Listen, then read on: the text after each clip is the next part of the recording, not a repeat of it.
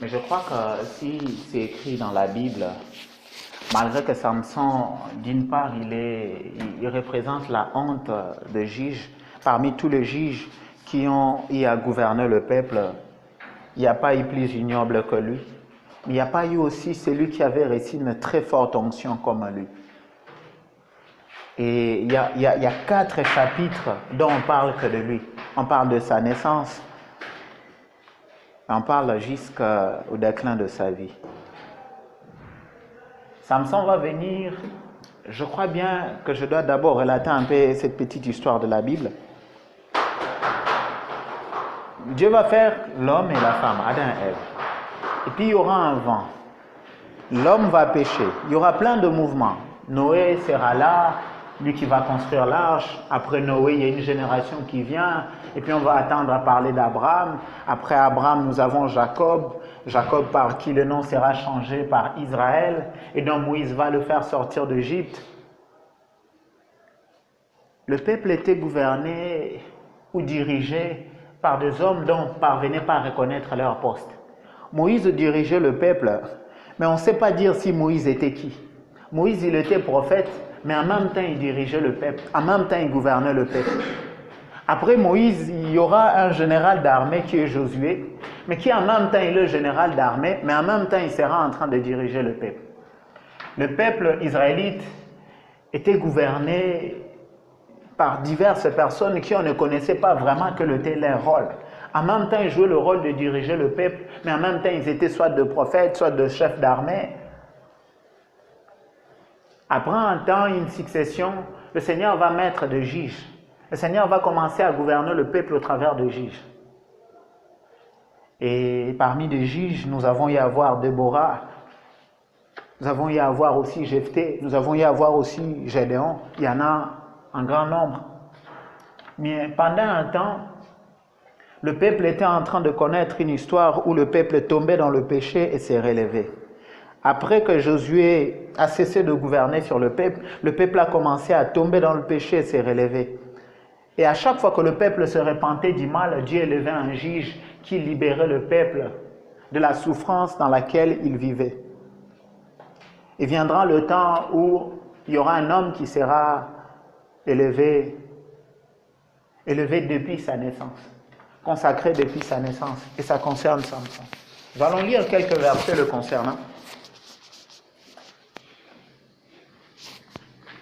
Le juge avait pour rôle de gouverner sur le peuple. Le juge avait pour rôle de donner une victoire à chaque fois que le peuple était combattu. Je vais lire dans Juge 13, le premier verset. Et puis je vais lire le 7e verset, comme on n'a pas assez de temps. J'espère que c'est parmi nous, il y a de ceux qui ont lu au courant de la semaine, ou bien ces 4 chapitres dont j'avais à nous demander de lire. Je vais lire par le nom puissant de Jésus-Christ avec la version Semer. Excusez-moi pour le fait que j'utilise mon téléphone, c'est à cause de la version Semer que je n'ai pas en Bible en papier.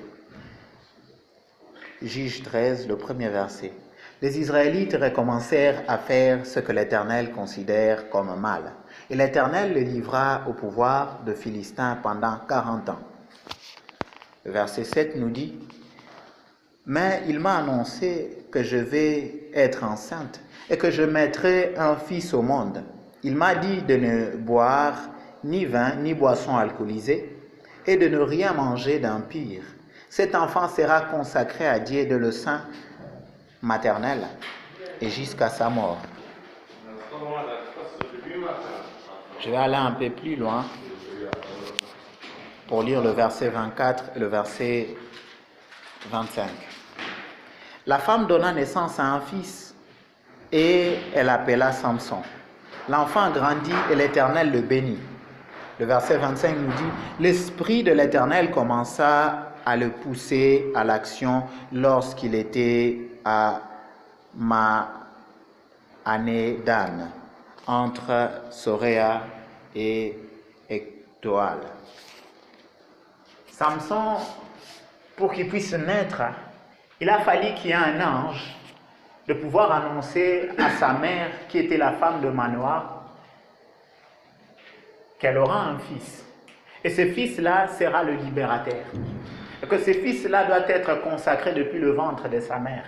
Sa maman était obligée de ne pas prendre de boissons enivrantes, de ne pas prendre de vin, de ne pas manger de fruits de vigne et de ne pas manger ce qui était impur. Et nous voyons au verset 25 que l'Esprit de Dieu a déjà commencé à saisir le jeune Samson. La force a déjà commencé à se manifester. Vous savez ce qui est drôle, ceux qui ont regardé des dessins animés comme moi concernant Samson, on nous montre quelqu'un de musclé. Mais j'ai du mal à croire que c'était un homme musclé. Gédéon n'était pas musclé, plutôt Samson n'était pas musclé. Mais c'est l'onction de Dieu qui le saisissait et qui lui donnait cette force-là. Le muscle qu'on a tendance à lui donner, ce n'est pas ça.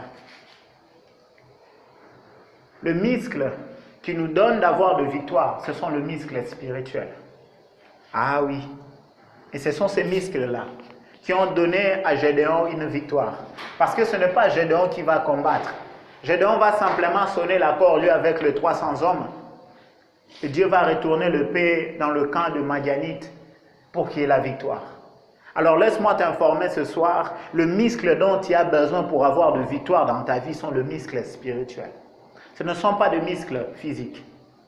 C'est vrai, la connaissance, l'intellectualisme peut constituer aussi des muscles qu'on a dans cette société. Mais ce n'est pas ce qui peut garantir ta victoire. Le peuple avait besoin d'un homme qui va s'élever comme un juge.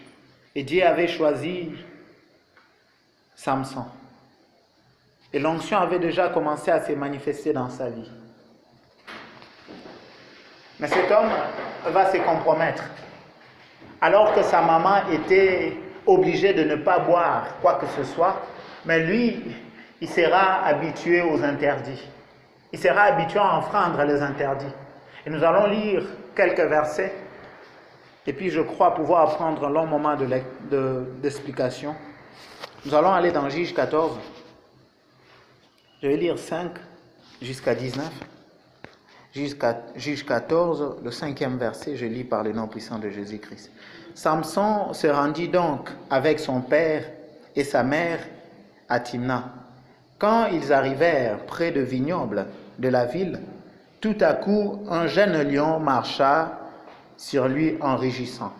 Alors l'Esprit de l'Éternel fondit sur lui, et le main nu plutôt, Samson déchira le lion en deux, comme on le fait dans Chevreau. Il se garda de raconter la chose à ses parents. Ensuite, il alla faire sa déclaration à la femme qui lui plut beaucoup. Lorsqu'il revint quelque temps après pour l'épouser, il fit un détour pour aller voir le cadavre du lion, et voici qu'il trouva dans la carcasse un essaim d'abeilles et du miel. Il en prit dans ses mains, et tout en marchant, il en mangea.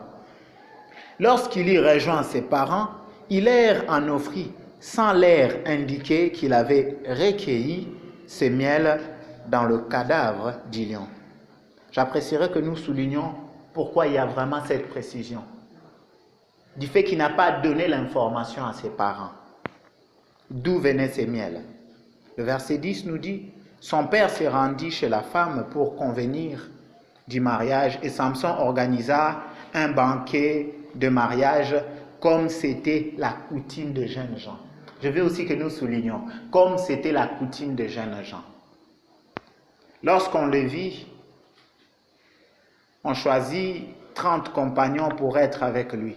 Samson leur dit, je vais vous proposer une énigme.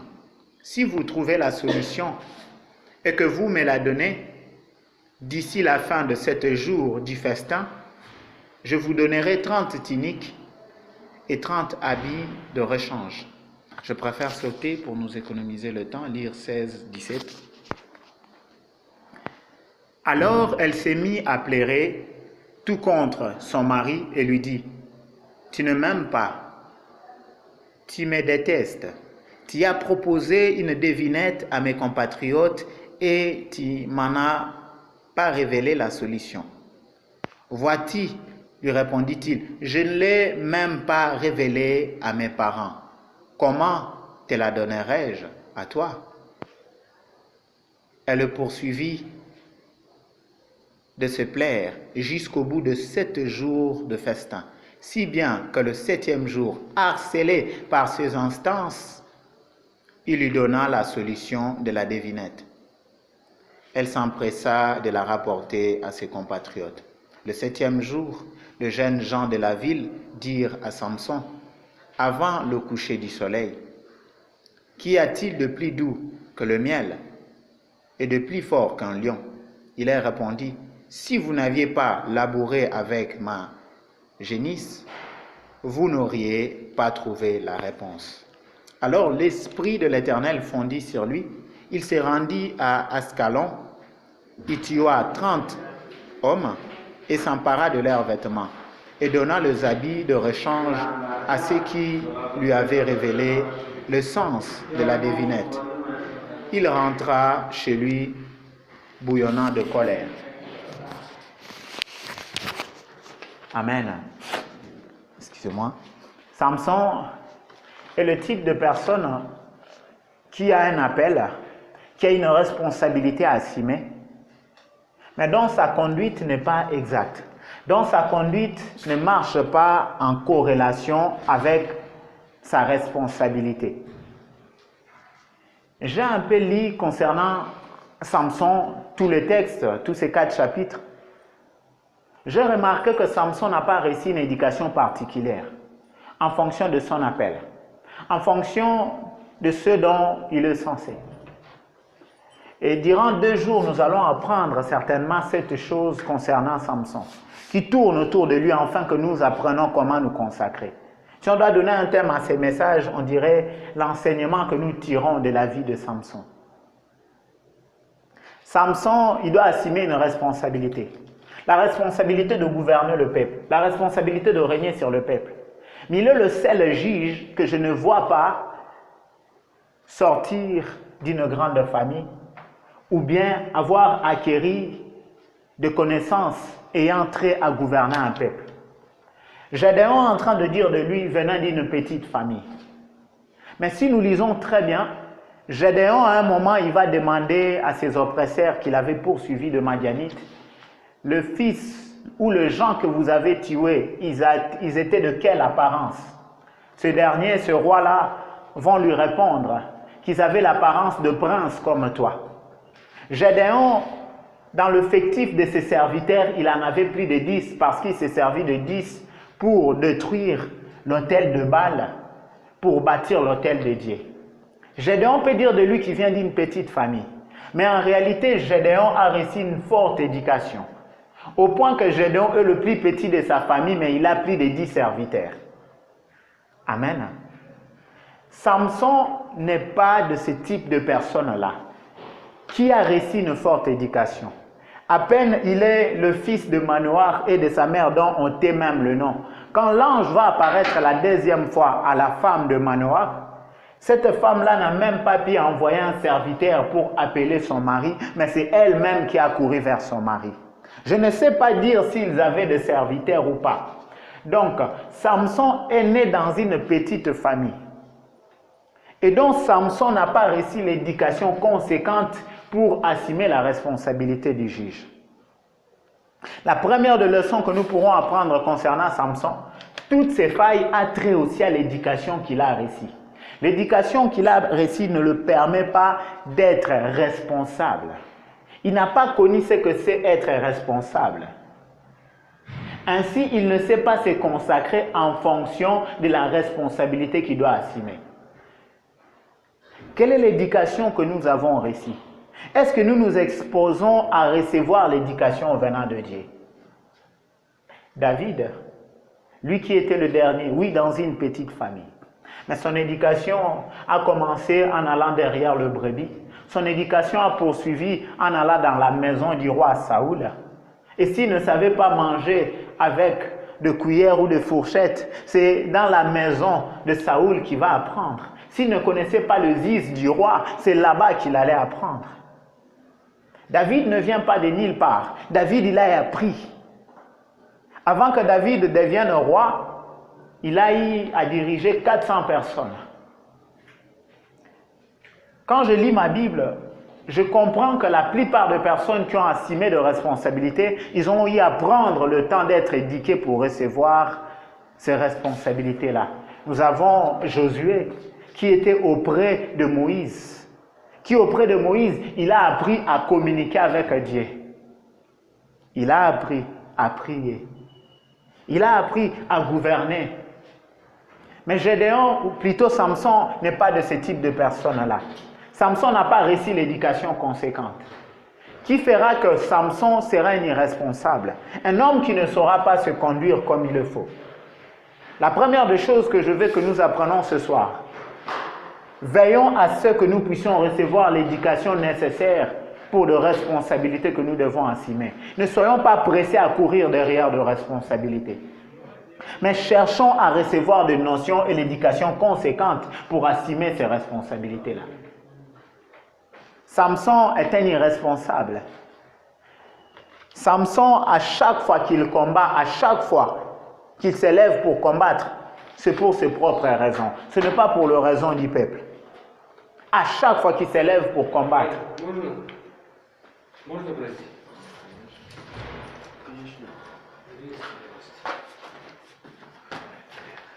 Pourquoi Samson à chaque fois ne combat que pour lui? Parce que Samson n'a pas le sens de responsabilité. Samson est un irresponsable. Il n'a pas conscience du fardeau qu'il y a sur lui. Il n'a pas été préparé pour ça. Est-ce que son père Manoah était une grande personnalité pour lui enseigner ces choses-là? Point d'interrogation. Je répète, la première des choses dont nous avons besoin, c'est de recevoir l'éducation. C'est pour cela que j'aime bien donner un conseil clair. Ne crois pas que tu vas devenir une grande personnalité si tu ne marches pas derrière une personne qui est en train d'avancer ou qui est grand ou qui devient grand. Oh oui, ne rêve pas que d'un seul coup tu vas devenir grand. Ça ne se fait pas. Ça ne se fait pas. Il y a un temps toujours pour apprendre. Il y a toujours un temps où nous sommes appelés à apprendre.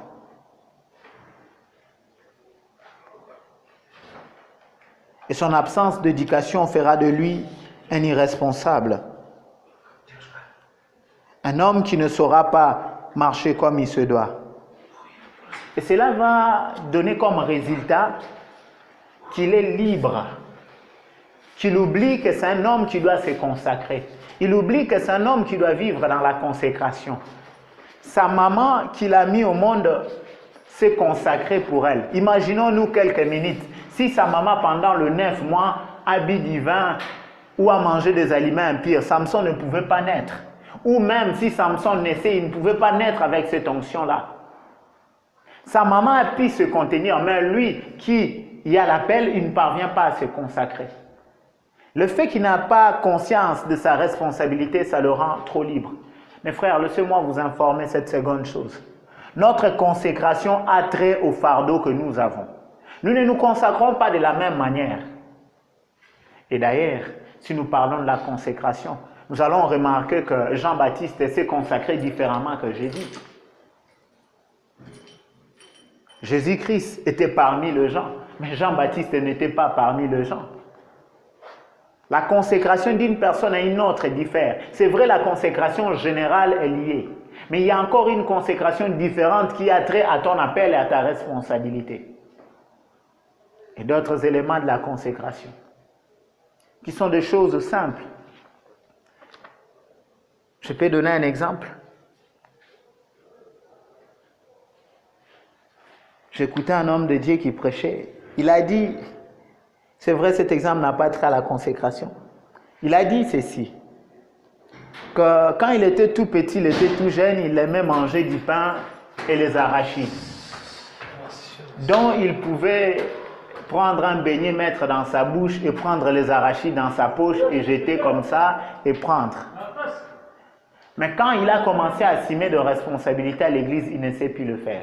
Pourquoi? S'il le fait, les gens diront, notre pasteur, ce n'est qu'un enfant. Amen. Les gens vont se demander, mais à quel enfant nous avons affaire? C'est vrai, il a le plaisir de le faire. Il a encore ce plaisir-là de manger son pain et les arachides. Mais à cause de la responsabilité qu'il a, il commence à se priver de certaines choses. J'apprécierais donner encore un exemple très palpable. Il y a des hommes qui ont le don de vision.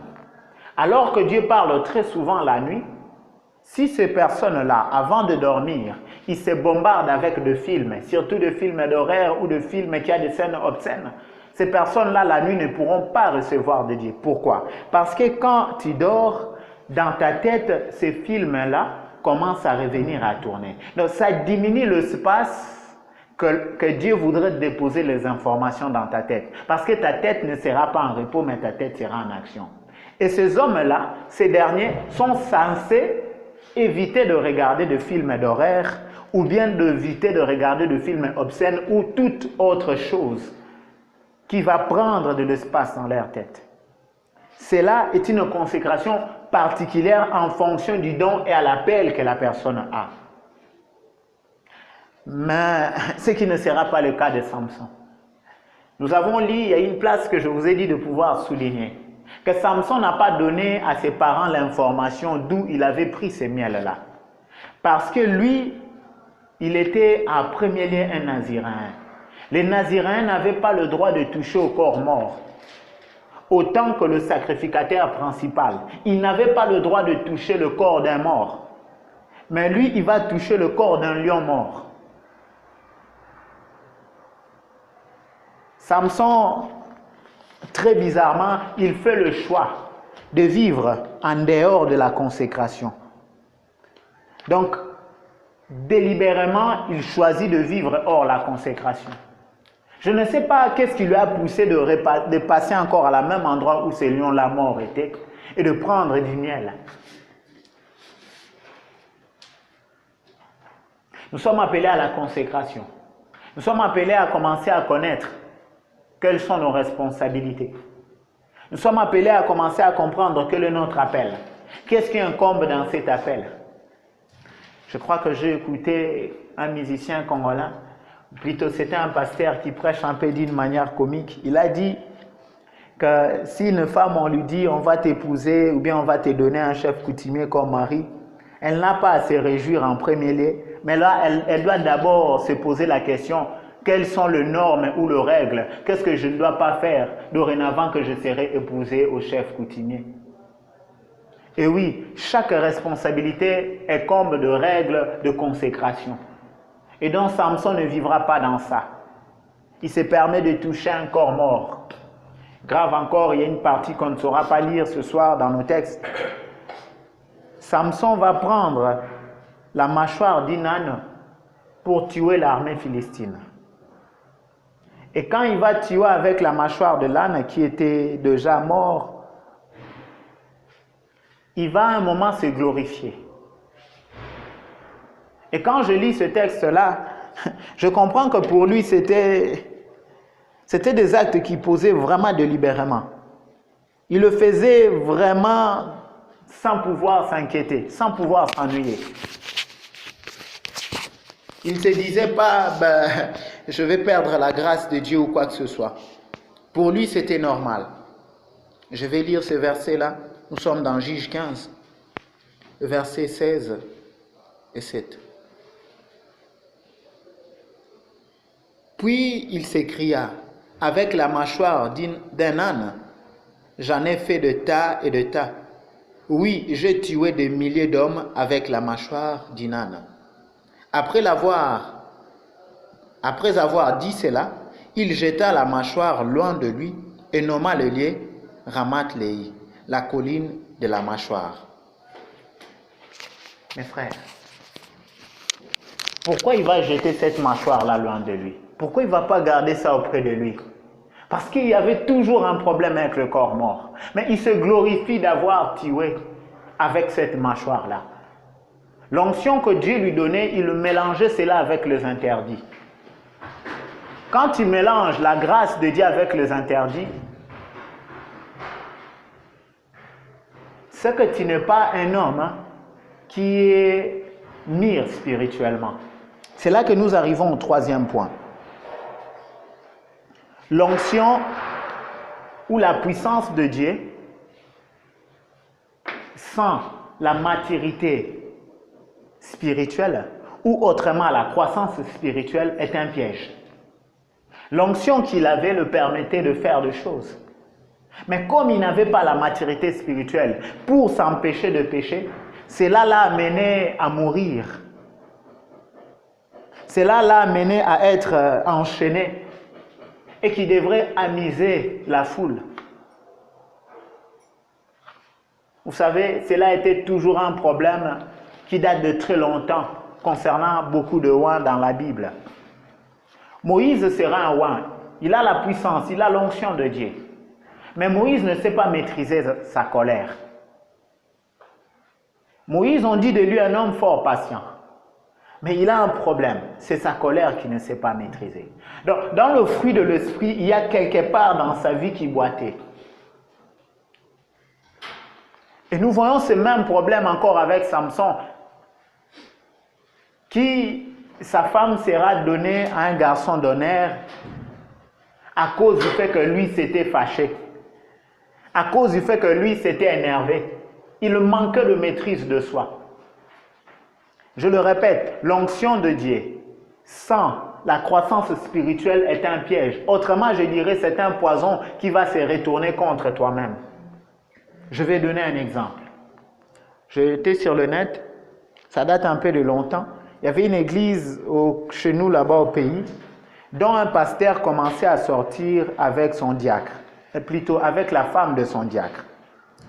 Et il menait un peu cette vie-là. Un jour, comme l'onction était encore sur lui, il y avait une prière et l'homme de Dieu a prié sur 2 filles et ces 2 filles-là ont reçu le baptême de l'esprit, ont commencé à prophétiser. Ils ont prophétisé sur le péché dont le pasteur-là vivait. C'était le scandale. L'église s'est séparée. Cet homme de Dieu, ayant l'onction, à quoi ça a servi maintenant son onction? Pour exposer ses péchés devant tout le monde. Amen. L'onction que Samson avait l'aveuglé de voir qu'il allait pas à pas vers la mort. Je le répète, l'onction de Dieu ou la plénitude de l'esprit, la puissance de Dieu en toi, sans la maturité spirituelle qui t'aide à la consécration, est un piège, est un poison. Nous avons encore David. David ne parvenait pas à contenir, je m'excuse pour cela, ses pulsions sexuelles.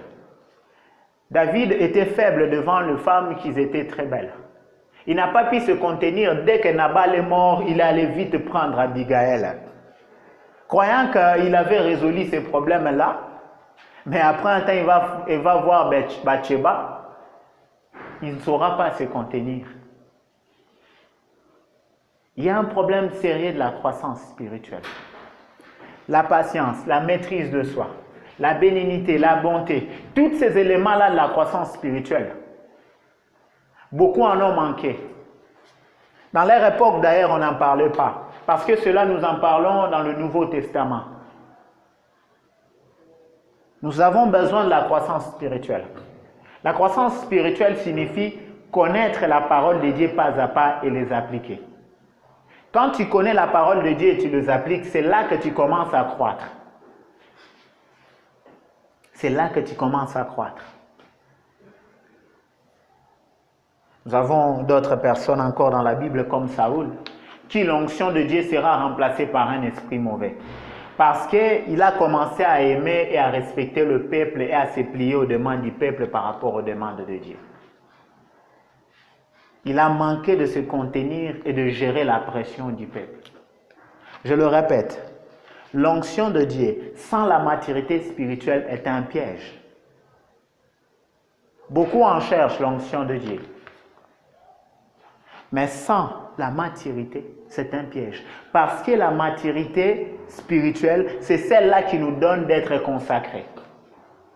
C'est celle-là qui nous donne de bien jauger l'impact de nos actes et de nos faits et gestes. Parce que quand nous grandissons dans la parole de Dieu, nous saisissons quelles sont les conséquences du péché. Et oui, Un païen ne sait pas les conséquences du péché. Mais celui qui est né de nouveau et qui comprend la parole, ce n'est que celui-là qui peut connaître les conséquences du péché. Or, des fois pour ne pas pécher, il te suffit juste un peu de maîtrise de soi. Des fois pour ne pas pécher, il suffit juste un peu de patience. Amen.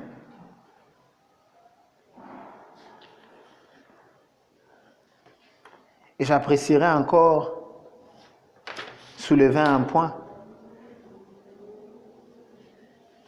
qui concerne toujours Samson. Et pour ce soir, on va se limiter là. La suite, on aura le mercredi. C'est le 4e point. Samson est le type d'homme de Dieu qui se glorifie au lieu de glorifier Dieu. Dieu t'accorde sa grâce. Dieu te donne de le servir. Mais tu veux commencer à te glorifier. Nous venions à peine de lire dans Juge 15, du 16e verset au 17e. Je vais ajouter le verset 18. Comme il avait horriblement soif, il pria l'Éternel et dit, « C'est toi qui as accordé cette grande victoire à ton serviteur. Mais laissera-t-il maintenant mourir de soif et tomber entre les mains de ces incirconcis? » Donc comme la soif l'a attrapé, c'est là maintenant qu'il reconnaît que Dieu est là. Or, 2 versets en amont, il est en train de se glorifier. Il est en train de crier qu'il a tué avec la mâchoire d'un âne. Vous savez, être consacré à Dieu signifie que tu es la part de Dieu. Si ma main est la part de mon corps, est-ce que ma main peut se glorifier d'un exploit? Cela n'est pas possible. Cela n'est pas possible. Alors, Samson est la part de Dieu. Mais Samson ose de se glorifier. Se glorifier t'éloigne de la consécration. Te glorifier t'éloigne de l'humilité. Te glorifier t'éloigne de la simplicité. Gloire soit rendue à Dieu parce que la soif l'a attrapé horriblement, qu'il s'est humilié et qu'il a demandé à Dieu. Mais grave encore dans sa prière, il prie, il dit, Seigneur, ne me laisse pas. Ne me laisse pas tomber, ne me laisse pas mourir entre les mains de ces incirconcis. Je l'avais dit il y a quelques minutes, que Samson, tout ce qu'il faisait, le faisait juste pour lui.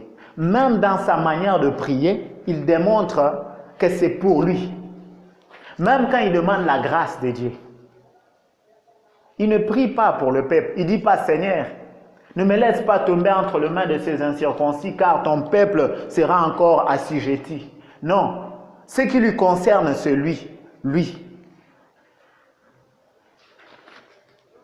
Un consacré ne fonctionne pas qu'à cause de lui, mais fonctionne pour le peuple.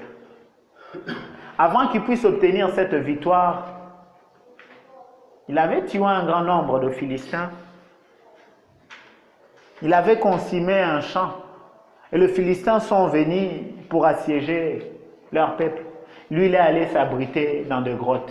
Au lieu d'être le leader du peuple dès le départ pour amener des victoires, lui, il partait se cacher. Chaque victoire que Samson a remportée, ça n'a été que pour sa gloire. Chaque victoire. De quoi nous nous glorifions? Nous nous glorifions de la main de Dieu dans nos vies. Qu'est-ce qui nous pousse à nous glorifier? Il y a encore une prière que Samson va faire qui va beaucoup me choquer. Nous sommes dans Juge 16, le verset 28. Samson pria l'Éternel et dit, « Seigneur éternel, je te prie, interviens à ma faveur, rends-moi ma force. Une dernière fois, ô Dieu, pour que je me venge en une fois de Philistins pour la perte de mes désirs. » Encore une fois de plus, Samson ne prie que pour lui. Samson, tout tourne autour de lui. Mon frère, ma sœur, la consécration dans laquelle tu dois vivre n'a pas intérêt que pour toi. Tu es un instrument entre les mains de Dieu. Tu es un outil pour la gloire de Dieu. Mais chaque fois que nous voyons Samson prier, il prie pour se venger. Il ne prie pas pour l'intérêt du peuple. Bon, Dieu l'exauce, il dit, bon, ok, comme je voulais aussi mettre fin à tous ces Philistins, comme toi tu veux mourir ensemble avec eux, allez, vas-y. Et ce soir, on a appris que nous devons comprendre quelle est notre responsabilité. Commencer à connaître petit à petit notre appel. Qu'est-ce que Dieu attend de nous? Afin que nous puissions nous consacrer de la manière que Dieu attend de nous. Gédéon, il a donné une victoire pour ses peuples, mais Gédéon prenait du vin. Gédéon pouvait toucher un corps mort. Mais ce qui n'était pas le cas de Samson. Ta consécration peut différer du mien. Vis notre appel, vis le fardeau que nous devons porter. J'apprécierais bien mettre une base. Il y a la consécration générale pour tout le monde qui est la sainteté. Mais il y a encore d'autres consécrations particulières qui interviennent. D'autres interdits qui prennent place. Jephthé aussi a travaillé comme étant juge, amenant de victoire pour ses peuples. Mais on ne nous dit pas que Jephthé ne touchait pas du corps mort. On va prier. Si ce soir tu as compris quelque chose de ce message, tu vas demander au Seigneur, donne-moi d'apprendre à me consacrer selon mon appel. Donne-moi d'apprendre et commencer à connaître quelles sont mes responsabilités à venir, de sorte que je puisse me conduire de la manière convenable. Prions par le nom puissant de Jésus-Christ.